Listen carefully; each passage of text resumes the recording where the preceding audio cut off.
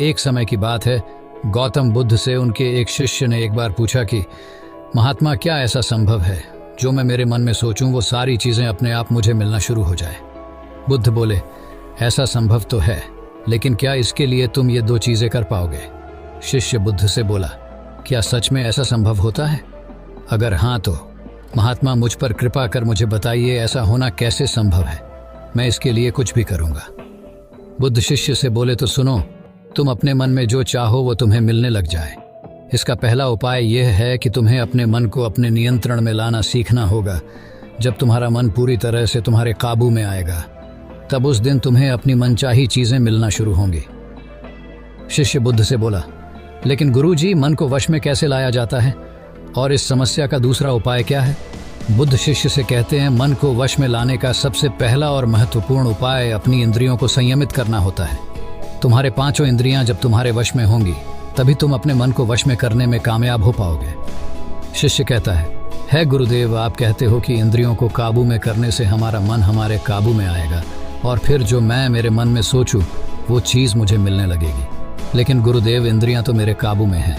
मैं जैसे चाहूँ वैसे अपने हाथों को, आँखों को या फिर पैरों को हिला सकता हूँ। फिर मुझे जो चाहे वो चीज़ें क्यों नहीं मिल पाती?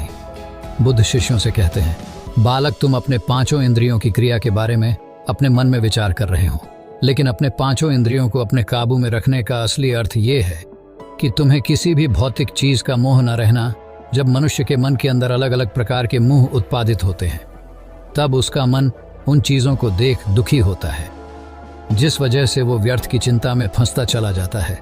वहीं जिस इंसान का मन उसके काबू में होता है, ऐसा व्यक्ति किसी भी प्रकार के मन के छलावे में न फंसकर अपने लक्ष्य की ओर अग्रसर होता है, और वही व्यक्ति जीवन में आगे जाकर अपने लक्ष्य को पूरा कर जीवन में सफल बन पाता है। शिष्य कहता है, हे महात्मा, मन को वश में करने का सही उपाय क्या है? किस प्रकार मैं अपने मन को अपने वश में ला सकूंगा? और गुरुदेव, दूसरा उपाय क्या है जिससे मैं अपनी मनचाही चीज़ों को पा सकता हूँ? बुद्ध शिष्य से कहते हैं, तुम्हें अगर अपने मन को वश में करने का उपाय पता करना है तो तुम सामने दिख रहे पेड़ के नीचे 1 महीना हर दिन 2 घंटों के लिए मौन रहकर ध्यान करना सीखो। जैसे ही तुम्हारे इन 30 दिनों का सफ़र ख़त्म होगा, वैसे ही तुम्हें अपने मन को काबू में करने का उपाय मिल जाएगा। जिस दिन तुम्हें अपने मन को काबू में करने का उपाय पूरी तरह से हो गया, उसी दिन से तुम अपने मन में जिस भी चीज़ का विचार करोगे, वही चीज़ तुम्हें प्राप्त होना शुरू होगी। अगर तब तुम पैसे के बारे में या फिर संसार में मौजूदा किसी भी चीज़ के बारे में अपने मन में विचार करते हो, तो वो विचार तुम्हें अपनी मनचाही चीज़ को प्राप्त करने में तुम्हारी मदद करेगा। पर इसके लिए तुम्हें अपने मन को वश में कर पाना अत्यंत ज़रूरी है। जब तुम अपने मन को वश में कर लोगे, तभी मैं तुम्हें दूसरे उपाय के बारे में बताऊंगा। शिष्य बुद्ध को प्रणाम कर कहता है, ये तो काफ़ी आसान कार्य है। 1 महीना ही क्या, मैं 1 साल तक 2 घंटे उस पेड़ के नीचे बैठ सकता हूँ। आप मुझे आज्ञा दें, कल से ही मैं ध्यान में बैठने के लिए तैयार हूँ। बुद्ध शिष्य से बोले, ठीक है, तुम पहले 30 दिन उस पेड़ के नीचे मौन रहकर ध्यान करके दिखा दो, फिर हम आगे बात करेंगे। उस शिष्य को लगता है, गुरुदेव ने तो मुझे बहुत ही आसान कार्य सौंपा है, इसे तो मैं आसानता पूर्वक कर सकता हूँ। इसमें कौन सी बड़ी बात है? 1 महीना पैर के नीचे ध्यान ही तो लगाना है, इससे मैं आसानी से कर सकता हूँ। शिष्य दूसरे दिन गौतम बुद्ध को प्रणाम कर उस पेड़ के नीचे मौन रूप से बैठ गया। 3-4 दिन तक ऐसे ही चलता रहा। शिष्य हर दिन बुद्ध के पास जाता है, उनको प्रणाम करता और उस पेड़ के नीचे जाकर मौन रूप से ध्यान करना प्रारंभ करता। लेकिन जब छठे दिन रोज की तरह शिष्य उस पेड़ के नीचे बैठने गया, तब उस समय उसका मन बेकाबू होने लगता है।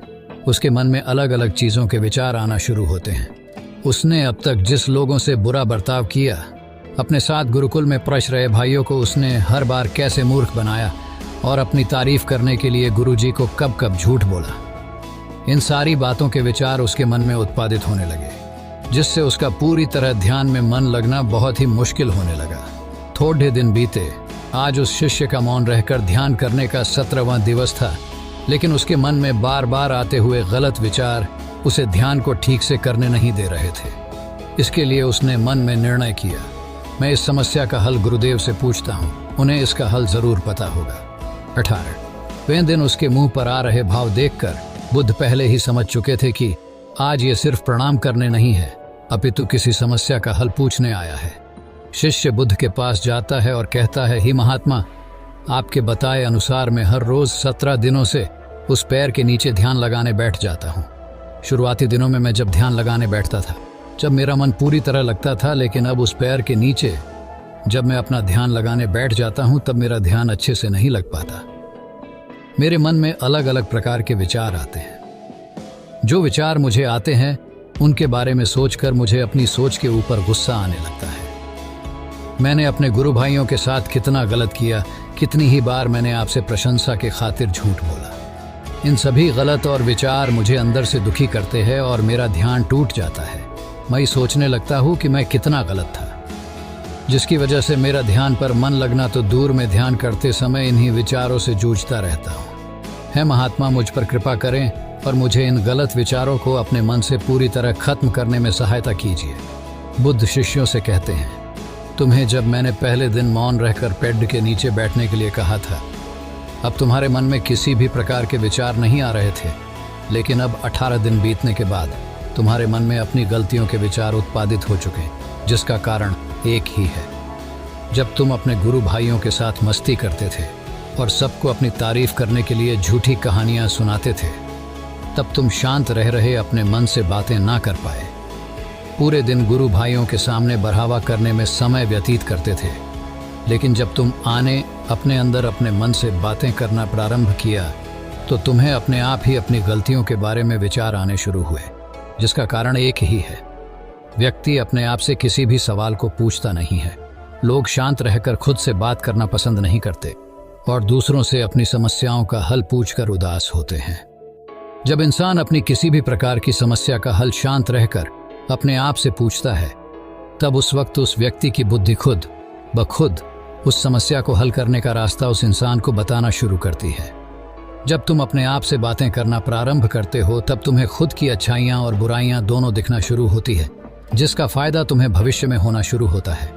यानी जब तुम्हें अपनी गलतियाँ दिखती है तब तुम उन पर शांति से काम कर अपने आप ही आगे बढ़ना शुरू कर देते हो। क्यों? जिस वजह से तुम अपने मन में जिस भी चीज को सोचते हो, उस चीज को प्राप्त करने का रास्ता तुम्हारी बुद्धि तुम्हें दिखाना शुरू कर दी है। बौद्ध कहते हैं, इसलिए मैंने पहले ही दिन तुम्हें बताया था, जैसे जैसे तुम शांत रहकर अपने मन से विचार करना शुरू करोगे, वैसे वैसे तुम्हें अपनी मन चाहे चीजें मिलना प्रारंभ होंगी। बुद्ध शिष्य से बोले, गुरुदेव, आपने मुझे दूसरा उपाय बताने का भी वादा किया था। मुझे लगता है वो उपाय इससे आसान होगा। कृपा कर मुझे दूसरा भी उपाय बताइए। बुद्ध शिशु को बोले, मैं तुम्हें दूसरा उपाय तुम्हारे 30 दिन पूरे होते ही बता दूंगा। शिष्य बुद्ध को निराशा भरी नजरों से देखता है और वहां से चला जाता है। थोड़े दिन बीतते आज उस शिष्य के 30 दिन पूरे हो चुके थे। शिष्य बुद्ध के पास चला जाता है और बुद्ध से पूछता है गुरुदेव, मुझे मेरा मन इतना हल्का क्यों लग रहा है? आज मेरे मन में पहले से कम विचार आते हैं और मेरे मन में किसी चीज को प्राप्त करने का मोह भी नहीं है। लेकिन गुरुदेव, दूसरा उपाय क्या था जिसे आपने उस दिन नहीं बताया? बुद्ध शिष्यों से कहते हैं, दूसरा उपाय था ही नहीं, बस मैंने तुम्हें इसलिए दूसरे उपाय के बारे में बताया था क्योंकि तुम ध्यान के इस 30 दिन में भटक ना जाओ। तुम अपने ध्यान के इन दिनों पूरी तरह से खत्म कर पाओ, जिससे तुम्हें अपने अंदर की आवाज को पहचानने में मदद हो और तुम जान सको कि ऐसा संभव जरूर है कि जो तुम चाहो वो तुम्हें मिल सकता है। लेकिन अपने मन को वश में करने के बाद इसके रास्ते और भी ज्यादा आसान हो जाते हैं। इसलिए इंसान का मन अगर उसके वश में हो तो वो अपनी मनचाही चीज को प्राप्त करने में समर्थ रहता है। वो कहते हैं ना, मन के जीते जीत और मन के हारे हार। इसलिए मन को काबू में करना सीखो, शांत रहो, हर दिन ध्यान करो, एक्सरसाइज करो, तभी तुम्हारे दिनचर्या बदलेगी। जब तक तुम अपने मन को शांत नहीं कर लेते तब तक तुम जीवन में कुछ भी नहीं पा सकते।